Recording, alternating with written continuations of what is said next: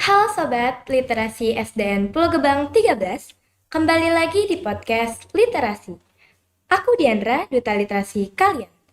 Teman-teman, hari ini suasana di sekolah kita sedikit agak berbeda ya, karena kita sedang melaksanakan PJJ atau pembelajaran jarak jauh karena cuaca ekstrim di Jakarta.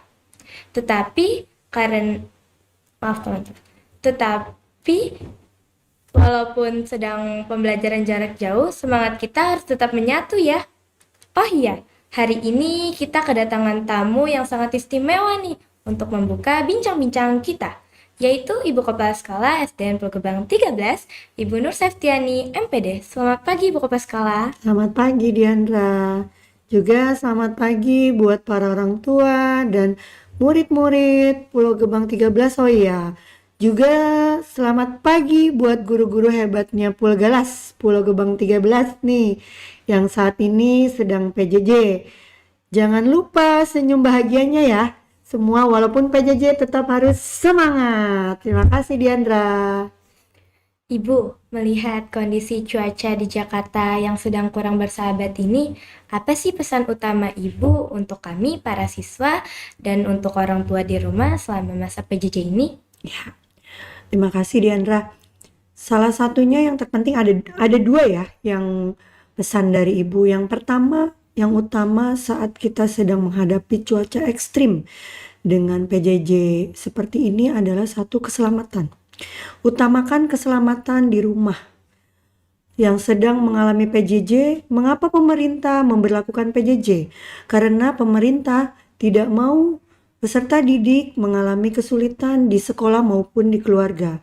Sebagai contoh, banyak teman-teman Diandra mungkin ya yang terkena dampak banjir, rumahnya, akses ke sekolah banjir, atau mungkin ada beberapa sekolah yang banjir. Nah, lingkungan sekolahnya akibatnya tidak bisa digunakan, sarana prasaranya tidak bisa digunakan dengan maksimal untuk belajar. Makanya pemerintah memberlakukanlah PJJ. Artinya bukan berarti PJJ kita bisa maksimal menggunakan handphone dengan semaunya, tapi tetap harus ada kedisiplinan. Utamakan tugas PJJ yang diberikan oleh guru. Biasanya guru Diandra pakai waktu enggak? Oke Ibu. Pakai kan? Nah, itu absensi biasanya berlangsungnya dikasih waktu 1 jam kan, dari Iya, jam betul. setengah 7 sampai setengah 8. Tugas pun dikasih waktu tidak? Dikasih. Ya, berarti tugas pun kita harus mengerjakan tugas dahulu, baru kita mengerjakan tugas yang lain. Jadi utamakan kerjaan sekolah, barulah kita bisa melakukan pekerjaan yang lain, tapi dengan batas-batas waktu yang sudah diatur. Jangan sampai habis mengerjakan tugas kita main game lama seperti zaman corona. Ingat kan Diandra kan? Iya. Iya, jangan sampai seperti itu. Jadi kita tetap harus disiplin waktu, tetap kita harus membantu orang tua di rumah, dan kita bersosialisasi dengan masyarakat sekitar. Seperti itu Diandra. Yang kedua, tetap jaga kesehatan, juga semangat belajar walaupun cuaca kayak gini tidak membuat kita langsung lelah, letih, lesu, tetapi membuat kita membara semangatnya. Jadikan PJJ kita itu adalah pembelajaran mandiri. Kita harus memanfaatkan handphone sebagai literasi digital. Kita bisa, misalnya Diandra nggak tahu nih pelajaran, bisa lihat ke Google, boleh kan? Boleh. Boleh itu, atau mungkin yang lain, Wikipedia atau seperti halnya yang lain, atau aplikasi yang lain yang menambah ilmu pengetahuan atau wawasan kita seputar dari digital itu sendiri. Itu aja Diandra dari Ibu. Luar biasa Ibu. Terima kasih banyak ya Ibu atas sambutan dan arahan motivasinya.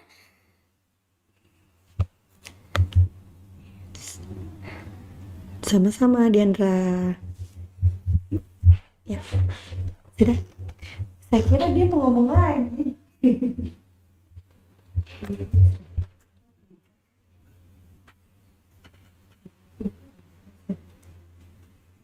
Sekarang kita akan lanjut ngobrol seru dengan narasumber kita lainnya. Tetap di podcast literasi ya teman-teman.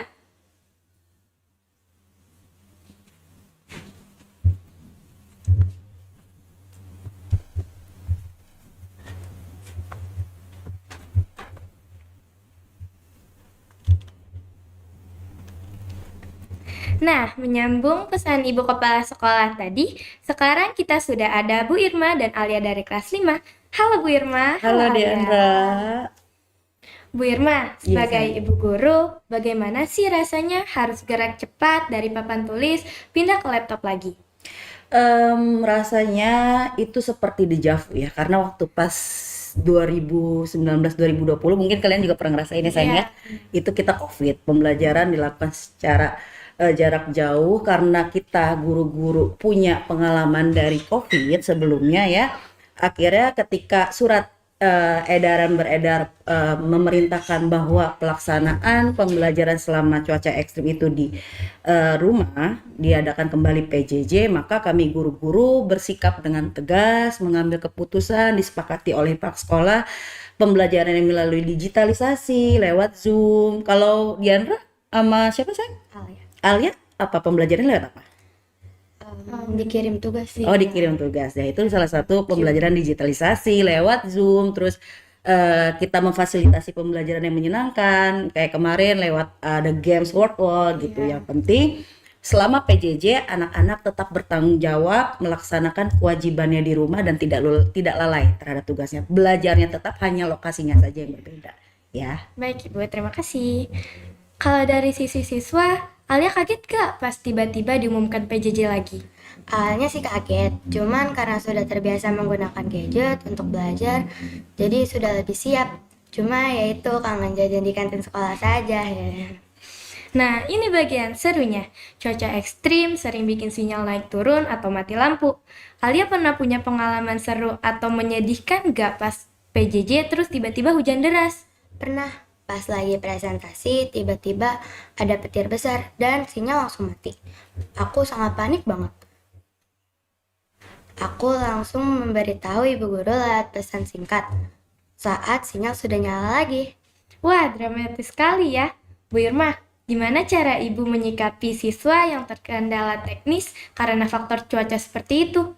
Biasanya kami ke guru-guru ya, langkah pertama itu kami sosialisasi bahwa pembelajaran itu dilakukan secara daring, media digital apa yang kami gunakan, terus yang paling penting komunikasi. Literasi itu kan nggak cuma membaca buku ya sayang, kalian mampu berkomunikasi dengan guru aja, itu udah salah satu literasi. Jadi kalau memang ada hambatan, ya memang baiknya dikomunikasikan dengan guru karena ruang belajar itu luas, dimanapun, kapanpun itu adalah tempat kamu belajar gitu. Jadi jangan patah semangat, nih keren banget ya waktu itu pernah mati lampunya, internetnya mati, terus tiba-tiba langsung menghubungi guru gitu. Itu adalah salah satu bentuk tanggung jawab ya, jangan mentang-mentang listrik mati, internet nggak ada, terus itu menjadi kelalaian ya. Jadi kan belajar sebagai kebutuhan, sama seperti kalian kalau makan, nggak makan rasanya apa? Lapar kan? Iya, makanya kalau belajar itu dijadikan sebagai kebutuhan. Kalau sudah butuh, merasa wajib, pasti tidak punya beban untuk menjalaninya gitu. Semangat ya. Nah, supaya nggak cuma rebahan dan main game selama PJJ, ada tips nggak ya dari Bu Irma dan Alia? Dari Birma dulu apa Bu Alia dulu? Firman aja dulu. Oke, dari Birma dulu tipsnya yang tadi Bu Guru bilang, jadikan rumah sebagai tempat belajar, jadikan rumah sebagai perpustakaan, salah satunya gemar membaca buku, membantu orang tua, terus disampaikan juga tadi sama kepala sekolah ya, bahwa dengan cuaca ekstrim ini diantisipasi untuk tidak keluar rumah, apalagi main banjir-banjiran gitu kan, karena kondisi. Kenapa di PJJ kan? Karena kita pihak sekolah menyelamatkan peserta didik untuk tidak terkena bencana. Lalu kalian sebagai peserta didik bagaimana? Yaitu tadi tetap di rumah, menjalankan kewajibannya, menyelesaikan tugas-tugas PJJ-nya, jadikan rumah itu sebagai perpustakaan pribadi. Kalau ada anak yang suka baca buku, boleh baca buku. Terus berkomunikasi ke guru kalau memang ada pertanyaan-pertanyaan atau soal yang tidak ngerti ya boleh gitu. Jadi menurut Bu Irma gitu ya, pembelajaran jarak jauh itu seharusnya tidak memutus minat belajar kalian, semangat belajar kalian gitu ya. Tetap harus semangat, tetap harus bertanggung jawab. Jadikan rumah sebagai perpustakaan pribadi kalian. Baik, Ibu. Kalau dari Alia? Kalau tips dari aku sih bikin jadwal di kertas warna-warni. Kalau selesai tugas, aku biasanya tulis di jurnal singkat tentang apa saja yang sudah aku pelajari hari itu. Keren banget kalian. berasa jadi penulis cilik. Oh gitu, terus ditempel. Iya. Keren Oh ditempel, banget keren tipsnya. ya. Mungkin bisa dicoba buat teman-teman yang lain di rumah. Nah, jadi teman-teman, PJJ bukan libur ya teman-teman, tapi pindah tempat belajar saja. Nggak kerasa kita sudah di akhir sesi nih. Sebelum kita tutup, ada pesan terakhir nggak buat sobat literasi di luar sana? Birma dulu ya. Ayo, Oke. boleh. Jadikan rumah sebagai ruang belajar ya. Komunikasi dengan orang tua yang baik, tetap menjaga nilai kesopanan dengan orang tua, dengan guru. Sekali lagi, semua tempat adalah sekolah. Dimanapun kalian berada, kalian harus memposisikan. PJJ bukan suatu kendala. Kalian harus bermalas-malasan. Tadi yang kamu bilang rebahan gitu. Jadi selesaikan tanggung jawab. Tadi yang disampaikan kepala sekolah pagi-pagi itu ada waktu untuk absensi. Terus setelah absensi biasanya guru-guru itu memberikan tugas. Selesaikan dulu tanggung jawabmu ya. Jadi kan belajar sebagai bentuk tanggung jawab. Terus kamu juga harus peduli dan tangguh terhadap bencana. Jangan jadikan ini sebagai ajang aji mumpung mentang-mentang PJJ terus kalian menganggap libur. Enggak nak, PJJ itu bukan libur ya sayang ya. Cuma tempat belajarnya aja yang beda gitu. Tapi sekali lagi semua tempat adalah sekolah. Dimanapun kalian berada itu adalah sekolah kalian. Makanya kalian harus menanamkan karakter tanggung jawab, disiplin. Jadi kalau udah belajar sebagai kebutuhan, rumah sebagai ruang belajar, insya Allah dimanapun kalian akan siap menghadapi pembelajaran yang seperti apa gitu ya.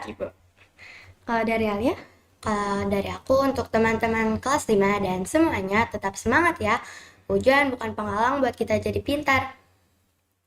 Jangan lupa jaga kesehatan dan tetap minum vitamin. Terima kasih banyak Bu Irma dan Alia. Sobat literasi, ingat ya, buku adalah jendela dunia dan internet adalah pintunya. Tapi semangat adalah kuncinya. Aku Diandra, aku izin pamit. Jika ada salah kata mohon dimaafkan. Sampai jumpa di sekolah kalau matahari sudah ceria lagi. Salam literasi. Ya, semangat.